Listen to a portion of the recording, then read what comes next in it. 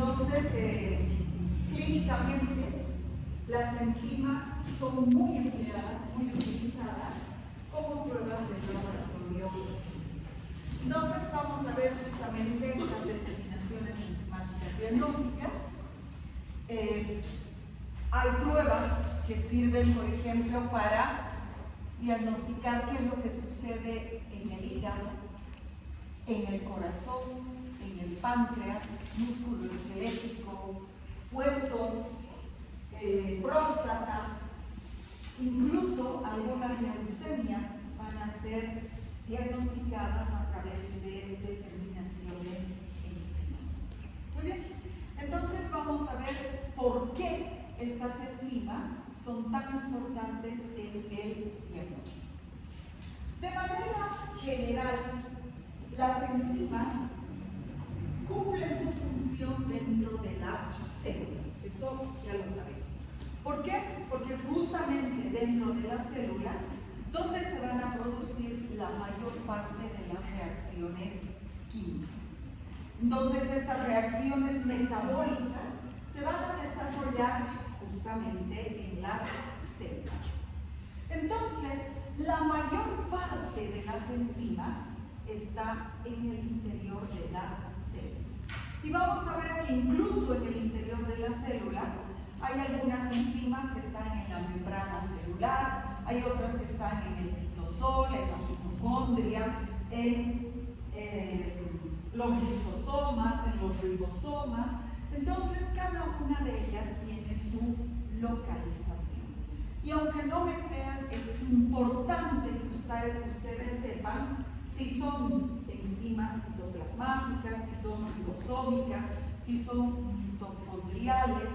¿Por qué? Porque la información que van a proporcionar va a ser mucho más, en algunos casos, sensible y en otros casos va a ser mucho más específica. Muy bien. Algunas enzimas tienen predominancia en algunos tejidos concretos y aquí tenemos lo que hemos mencionado ya en las anteriores clases, el término de isoenzimas. Entonces hay algunas enzimas que están ampliamente distribuidas, como por ejemplo la lactato deshidrogenasa, tiene 5 isoenzimas. En cambio, la creatinfosfocinasa tiene solo 3, la fosfatasa alcalina tiene 4 y así sucesivamente tenemos algunas enzimas que presentan sus isoenzimas. Pero también, como lo habíamos mencionado, si bien responden a una misma fórmula general y a una misma función fisiológica, pero estructuralmente, espacialmente presentan diferencias que permiten al laboratorio identificarlas y reconocerlas. De manera tal que ustedes pueden pedir, por ejemplo, una creatinsinasa cardíaca y no va a interferir el resto de la creatinsinasa, ya sea la muscular o la encefálica, solamente les van a cuantificar la miocardía. Muy bien. De estas células, donde se encuentra fisiológicamente la enzima, esta va a ser liberada primero de manera fisiológica por recambio celular.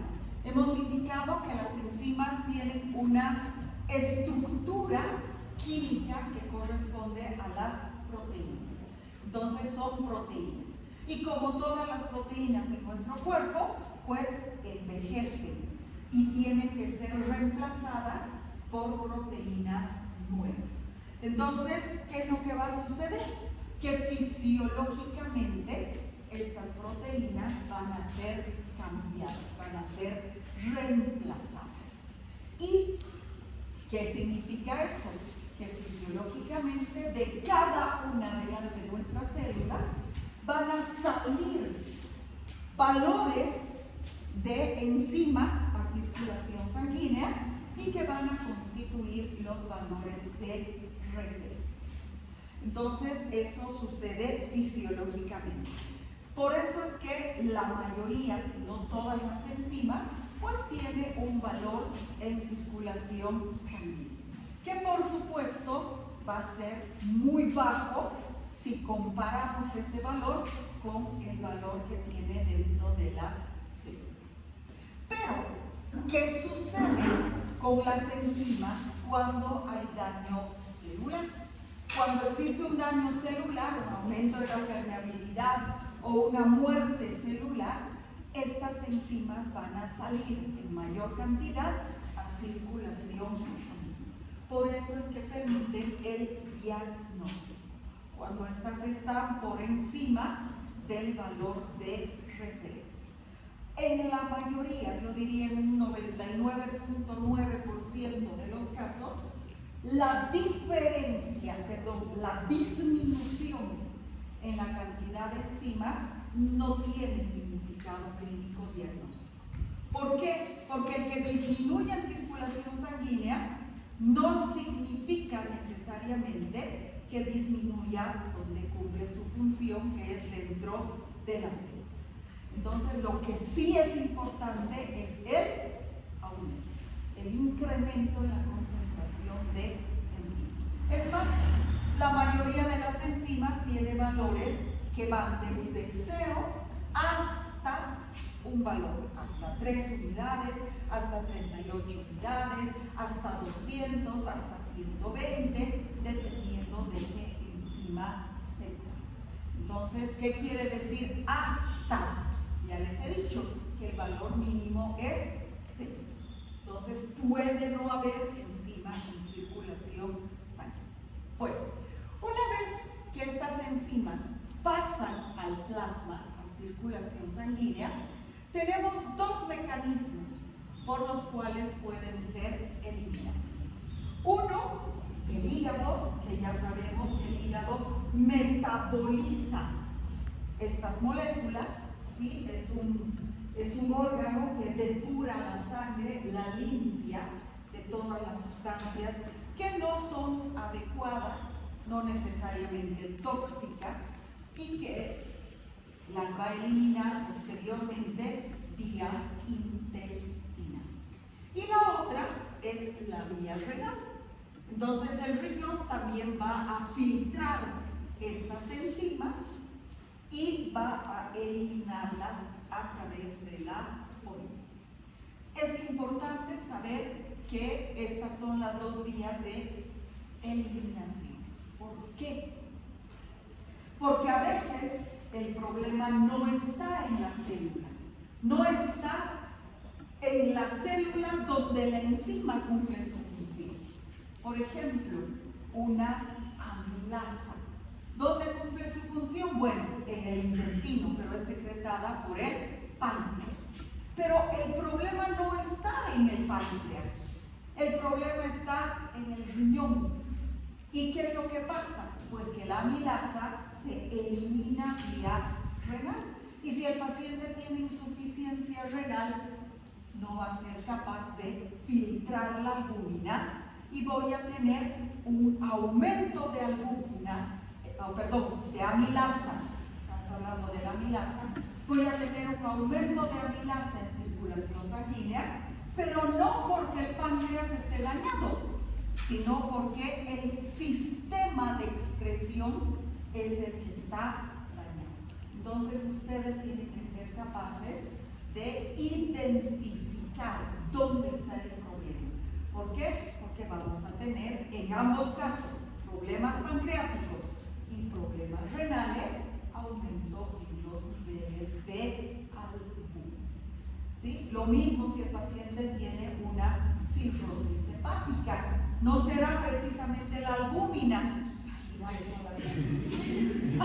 no será precisamente la amilasa, no será la amilasa la que se eleve, pero otra enzima que se metaboliza en el hígado se va a elevar. ¿Está comprendido? ¿Sí? Entonces, a los que están grabando, estamos hablando de la amilasa, no de la albúmina. ¿Sí? Muy bien. Entonces, la actividad enzimática depende o refleja un equilibrio entre ¿qué? entre la capacidad, entre la liberación de la enzima de la célula, la depuración o su metabolismo hepático y la excreción renal. Y pongo cuando corresponde. ¿Por qué? Porque no todas las enzimas se metabolizan en el hígado. Y no todas las enzimas se filtran por el riñón. Algunas directo, hígado y se eliminan. Ya no pasan por el riñón. Otras, como la amilasa, ahora sí, no llega al hígado. Directamente se filtra en el riñón y se elimina, se excreta. Muy bien. Entonces, ¿cuándo voy a tener de manera muy general? Enseguida vamos a ya ver de manera un poco más específica, hay alteraciones en las enzimas. 1. Cuando aumenta la liberación celular. ¿Por qué aumenta la liberación celular? Porque la célula está dañada. Aumenta la permeabilidad, hay muerte celular, entonces, pues, esto va a provocar que la célula me libere una mayor cantidad de enzimas. Entonces, ejemplos en el infarto agudo de miocardio, en las hepatitis, ya sean virales, tóxicas, alcohólicas, voy a tener liberación exagerada de enzimas. En la rhabdomiólisis, ya sabemos qué es la rhabdomiólisis, la necrosis del músculo esquelético. Entonces, en esos casos, también voy a tener liberación de enzimas. 2. Disminución de la depuración hepática. ¿Qué sucede si el hígado no es capaz de metabolizar estas enzimas? Entonces disminuye la capacidad de excreción, de eliminación hepática y las enzimas comienzan a acumularse en circulación sanguínea. Por ejemplo, en la insuficiencia hepática. El resultado aumenta la persistencia de las enzimas plasmáticas. Disminución de la excreción renal. Ya hemos explicado. Y aquí está justamente el caso de la hiperamilasemia. ¿En qué pacientes que tienen insuficiencia renal? Entonces no se filtran, no se eliminan y comienzan a acumularse en circulación sanguínea. Ahora, aquí hay una cosa muy importante. Una elevación en la cantidad de enzimas no siempre significa daño tisular. ¿Por qué? Porque hay situaciones fisiológicas que también producen un aumento en la concentración de enzimas. ¿En qué situaciones? En los niños, por ejemplo. Niños en crecimiento. ¿Qué tienen elevados los niños en crecimiento? La fosfatasa alcalina, isoenzima ósea. El hueso en crecimiento provoca un aumento en la concentración de fosfatasa alcalina. Entonces, si ustedes encuentran una fosfatasa alcalina y su paciente es un niño o un adolescente, donde tenemos el último estirón del crecimiento, entonces los niveles de fosfatasa alcalina fisiológicamente están elevados comparados con los valores del adulto. ¿Sí? ¿Qué pasa con las mujeres embarazadas? La fosfatasa alcalina también fisiológicamente está aumentada, pero la causa es diferente. Lo que sucede es que aparece un nuevo órgano, un nuevo tejido que sintetiza fosfatasa alcalina. ¿Y cuál es ese? La placenta. Hay una fosfatasa alcalina isoenzima placentaria. Entonces, fisiológicamente, una mujer embarazada tiene valores más altos de fosfatasa alcalina que una mujer de la misma edad, el mismo peso, todas las características idénticas, pero que no está embarazada. ¿Está comprendido? En los pacientes ancianos, la fosfatasa alcalina está aumentada. ¿Por qué? Por la disminución de la capacidad, sobre todo las mujeres posmenopáusicas, que tenemos de almacenar calcio. Entonces hay osteoporosis y la fosfatasa alcalina también aumenta. Muy bien, entonces ahí está, aumentos fisiológicos en la producción de fosfatasa alcalina. Bueno, ahora sí vamos a ver ya de manera específica, ya no vamos a ver el problema del daño hepático ni el problema del daño renal. Ya vamos a ver ahora cuáles son las causas que van a provocar que las células liberen una mayor cantidad de enzimas. 1.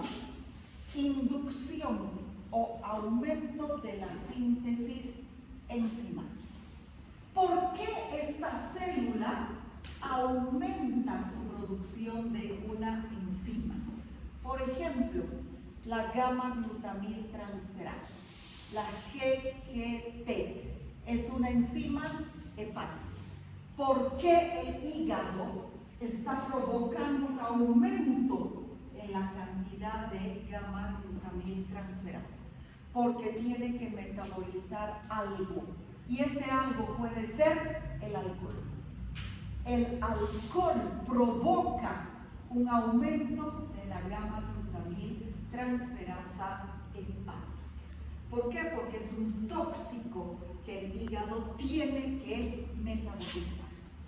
Entonces, cuando nosotros consumimos bebidas alcohólicas, no importa si es una copa de vino después de un almuerzo o me he alzado la borrachera de mi vida, la gamma-glutamiltransferasa se eleva.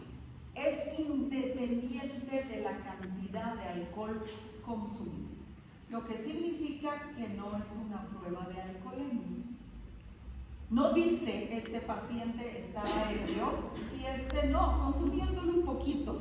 No es alcoholemia. Siempre que se consumen bebidas alcohólicas, la gamma-glutamiltransferasa se eleva. Por eso es el termómetro del paciente alcohólico. Cuando la estudiemos, vamos a repetir esta situación. Pero no solo el alcohol estimula, no solo el alcohol induce la síntesis de gamma-glutamiltransferasa. ¿Recuerdan el tema 3? Que habíamos dicho que los fármacos alteran ciertos compuestos y justamente la gamma-glutamiltransferasa se eleva. ¿Cuándo? Cuando el paciente consume fármacos antiepilépticos. Entonces, si mi paciente tiene epilepsia y consume, qué sé yo, fenitoína, consume fenobarbital, cualquier antiepiléptico, la gamma-glutamiltransferasa se eleva. Muy importante, se eleva. Incluso la fosfatasa alcalina hepática también se eleva. Entonces, la gamma-glutamiltransferasa puede aumentar por inducción enzimática hepática. Puede elevarse incluso sin lesión hepatocelular. Es útil como marcador de inducción microsomal y colestasis, pero eso es ya cuando hay daño hepático. La fosfatasa alcalina también aumenta. La isoenzima ósea, ¿cuándo? Ya lo habíamos mencionado, crecimiento óseo. ¿Por qué? Porque hay una mayor actividad de ¿quiénes? De los osteoblastos. Entonces, en los niños y hasta la pubertad, que es el último estirón, vamos a tener una cantidad mayor de fosfatasa alcalina. Y también habíamos visto durante el embarazo la isoenzima placentaria aumenta de forma fisiológica y gradual a medida que el embarazo transcurre, alcanzando valores máximos, pues obvio, en el tercer trimestre de embarazo. Y regresa a la normalidad hasta un mes después del parto. O sea que, imagínense la cantidad de enzima que aumenta en circulación sanguínea, que un mes después del parto todavía podemos encontrar valores elevados. Muy bien. Entonces, esto es inducción o aumento en la síntesis enzima. Daño celular, ya sea aumento de la permeabilidad o muerte celular. ¿Qué sucede? Como vamos a ver enseguida, y ya les había adelantado, las enzimas dentro de las células se encuentran en diferentes lugares. Tengo enzimas que son de membrana, tengo enzimas citoplasmáticas, tengo enzimas mitocondriales. Entonces, dependiendo dónde está el daño, una u otra enzima va a salir a circulación sanguínea. Si el daño es reversible, aumento de la permeabilidad celular, que con un buen tratamiento yo puedo regenerar, entonces las enzimas que se salen son las citoplasmáticas, las citosólicas. En cambio, si la célula se muere, el daño es irreversible porque no puedo revivir a la célula. Entonces, las enzimas que van a salir, además de las citoplasmáticas, pues van a ser las que están dentro de los organismos, las mitocondriales principalmente. Entonces, si yo encuentro elevadas en un examen de laboratorio solo las citoplasmáticas, entonces el daño es reversible. Pero si yo encuentro además mitocondriales, el daño es irreversible. Entonces sale a circulación sanguínea. Proliferación celular. ¿Qué pasa? Aquí tenemos situaciones de procesos neoplásicos. Hemos comenzado el tema indicando que fisiológicamente, por el recambio celular, las enzimas salen y van a formar lo que hemos llamado valores de referencia. Me voy a inventar, para que ustedes me entiendan, un órgano que tiene, no sé, 10 células, ¿sí? Es un órgano A y tiene 10 células. Como consecuencia del recambio celular, de cada una de estas células del órgano se libera cada día una unidad de enzimas. Entonces, ¿cuántos serán los valores de referencia de esa enzima para este órgano? 10 células, de cada célula una unidad, entonces 10 unidades. Hasta aquí está comprendido. Esto es fisiológico, no hay daño en el órgano. Muy bien. Resulta que las células que forman este órgano comienzan a multiplicarse indiscriminadamente. Y en una semana tengo 50 células. Y en un mes tengo 500 células. ¿Por qué? Porque hay un proceso neoplásico caracterizado por multiplicación exagerada de las células. Entonces, sin que haya daño de la célula, sigue saliendo una unidad de enzima de cada una de las células. Pero ahora son 500. Entonces, la cantidad de enzima en circulación sanguínea de 10 ahora va a subir a 500. Simplemente por multiplicación celular. Pero en los procesos neoplásicos no solo hay multiplicación, también hay lesiones dentro de las células. Entonces, son excelentes marcadores neoplásicos. La multiplicación ya me aumenta. Y si encima hay muerte celular, aumento de la permeabilidad, pues por supuesto que van a subir aún más.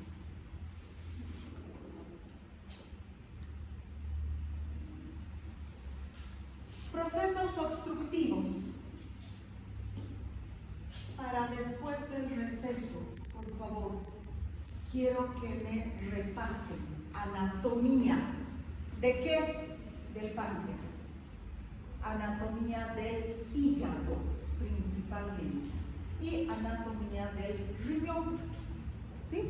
O sea, no les voy a preguntar ni túnicas, ni esas cosas. Simplemente, el páncreas está formado por esto, vierte su contenido a través de esto y llega aquí. Eso me interesa. Lo mismo del hígado. Y en el riñón, bueno, pues anatómica y fisiológicamente cómo funciona. ¿Por qué? Porque eso es lo que vamos a ver ya con cada una de las enzimas. Muy bien. Entonces, ¿qué es lo que sucede? Aquí, obstrucción del conducto pancreático. Estas enzimas pancreáticas que se sintetizan en el páncreas, amilasa, lipasa, elastasa, ¿qué es lo que sucede? Van a ser vertidas hacia el duodeno. Pero ¿qué sucede si yo tengo un proceso obstructivo? Ya sea intra o postpancreático. La enzima no puede pasar, no va a llegar al intestino y va a regresar al páncreas. Y del páncreas, como no puede quedarse en el páncreas, va a salir a circulación sanguínea.